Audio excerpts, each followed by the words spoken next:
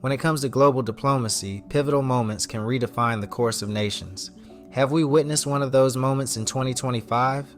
And if so, can any lessons from the past help us navigate the days ahead? The recent meeting between Ukrainian President Volodymyr Zelenskyy and U.S. President Donald Trump has captured international attention, raising questions about Ukraine's future amidst ongoing conflict. As we wrap our minds around these complexities and how we're all potentially impacted, let's turn to the enduring wisdom of Nelson Mandela for some insights that transcend time and circumstance.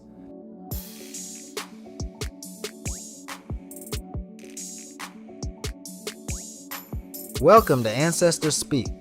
What would they think?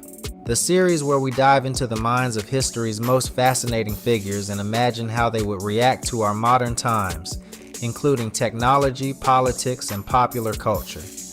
From abolitionists and philosophers to scientists and politicians, we'll explore what some of the most influential people from the past would say if they were alive today. And maybe we can learn a few things. So let's get ready to time travel to hear these ancestors speak. I don't know what will happen now. We've got some difficult days ahead. Nelson Mandela's presidency from 1994 to 1999 marked a transformative era for South Africa and offered profound lessons in leadership and diplomacy. Emerging from 27 years of imprisonment, Mandela faced the monumental task of uniting a nation divided by apartheid. He championed reconciliation over retribution, believing that understanding and cooperation were essential for lasting peace. Mandela's foreign policy was deeply rooted in the principles of human rights and justice. In a 1993 article for Foreign Affairs, he asserted, "South Africa's future foreign relations will be based on our belief that human rights should be the core concern of international relations."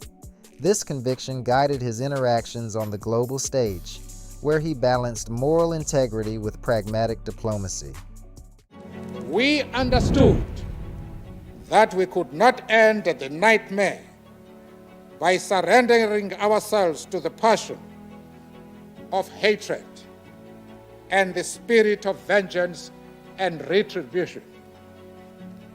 We are striving to proceed in a manner and towards a result which will ensure that all our people, both black and white, emerge as victors.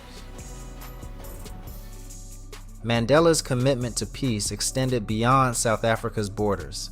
He played a pivotal role in mediating conflicts in regions such as Burundi, demonstrating his belief that dialogue and negotiation were paramount in resolving disputes. His approach was characterized by empathy, patience, and an unwavering dedication to justice. Reflecting on Mandela's legacy, we're using our imagination to consider how he might perceive the ongoing war in Ukraine. Mandela's steadfast opposition to oppression and his advocacy for self-determination suggest he would empathize deeply with the Ukrainian people's struggle for sovereignty. He once remarked, "Our freedom cannot be complete while others in the world are not free," underscoring his belief in universal liberty. Mandela would likely view the Russian invasion of Ukraine as a violation of fundamental human rights and international law, and advocate for a peaceful resolution that respects Ukraine's territorial integrity. Drawing from Mandela's principles, what counsel might he offer President Zelenskyy in these trying times? To help us imagine this, Mandela's life and leadership provide several guiding tenets. Number 1. Prioritize inclusive dialogue. Mandela believed in the transformative power of engaging with all stakeholders, including adversaries. He might advise Zelenskyy to pursue comprehensive dialogue with conflicting parties, fostering an environment where grievances can be aired and mutual understanding achieved. Number 2. Champion human rights. Central to Mandela's philosophy was the conviction that human rights are universal and non-negotiable. He would likely encourage Zelenskyy to steadfastly uphold these rights, ensuring that any resolution to the conflict safeguards the dignity and freedoms of all Ukrainians. Number 3. Exercise pragmatic leadership. Mandela's leadership was marked by pragmatism. He understood the necessity of compromise in achieving peace. He might counsel Zelenskyy to remain flexible in negotiations, focusing on sustainable solutions that, while imperfect, pave the way for lasting harmony. Number 4, foster national unity. Mandela's efforts to reconcile a divided nation highlight the importance of unity. He would likely advise Zelenskyy to promote inclusivity within Ukraine, bridging internal divides to present a cohesive front against external pressures. And number 5, engage the international community. Recognizing the global dimensions of local conflicts, Mandela valued international solidarity. He might suggest that Zelenskyy continue actively engaging with global institutions and allies to garner support, applying diplomatic pressure for a peaceful resolution.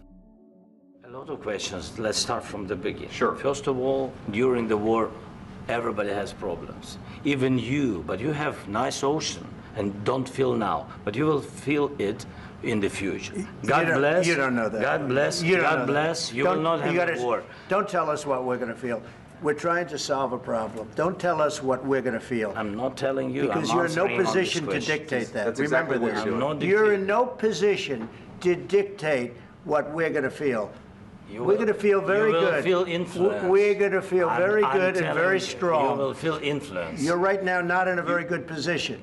You've allowed From the yourself very- to be in a from very the bad very position, beginning and of he the happens war. to be right about From the it. very beginning of the war. You're not Mr. in a Brown, good position. I You don't was have the cards right now. With us, you start having not playing cards. cards. But right now, you I'm don't. very Yeah, you're playing serious, cards. Mr. President. You're I'm playing very cards. serious. You're I'm gambling the with the president lives in of war. millions of people. You think- You're gambling with World War do you- III. what do you think You're about? gambling with What do you World think War about? III. And You- what you're doing is very disrespectful to the country, this country. That's with back all to you. respect to your Far country. more than a lot of people said very they respect. should have. Under these tense circumstances, Nelson Mandela's legacy serves as a beacon of hope and guidance. His unwavering commitment to justice, reconciliation, and human dignity offers timeless lessons and a path toward peace for President Zelenskyy, Ukrainian people, and the rest of the world. And yes, let's not forget that we're all affected by this international conflict. So as we reflect on the challenges facing our world today, the timeless wisdom of Nelson Mandela might help. Imagine, if you will, Mandela standing before us in 2025, addressing the pressing issues of our time. His words, though spoken in a different era, resonate profoundly with our current struggles. We shall need your support to achieve the post-apartheid economic objectives, which are an intrinsic part of the process of the restoration of the human rights of the people of South Africa. We would like to approach the issue of our economic cooperation not as a relationship between donor and recipient, between a dependent and a benefactor. We would like to believe that there is a way in which we could structure this relationship so that we do indeed benefit from your enormous resources in terms of your capital, technology, all-round expertise, your enterprising spirit, and your markets.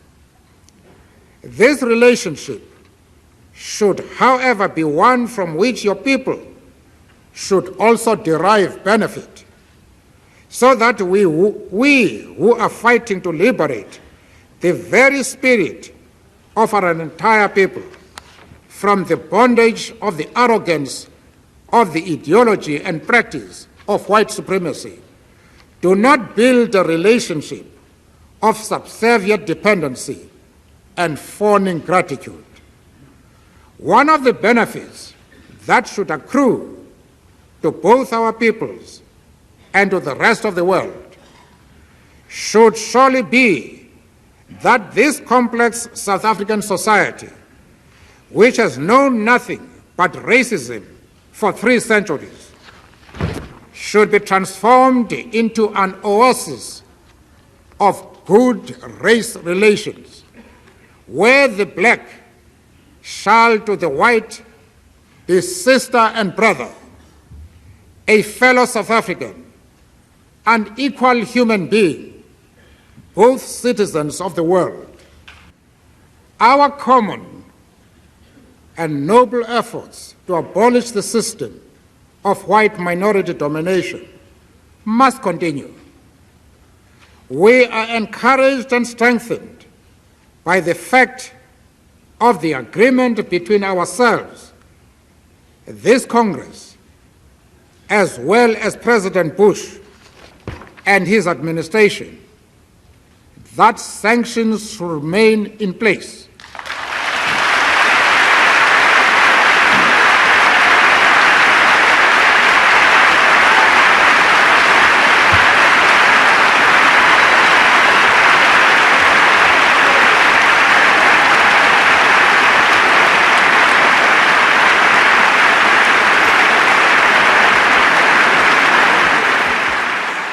Mandela's legacy reminds us that even in the face of profound challenges, the path of reconciliation, justice, and unity is always within our reach. But of course, we can only imagine what he would actually say today. So what do you think Mandela would say to us in 2025? Please leave your ideas in the comments below. And if you enjoyed this conversation, don't forget to like this video and subscribe to Ancestors Speak for more journeys into the wisdom of the past. Let's continue to bridge the past and present, seeking guidance from history's most influential leaders.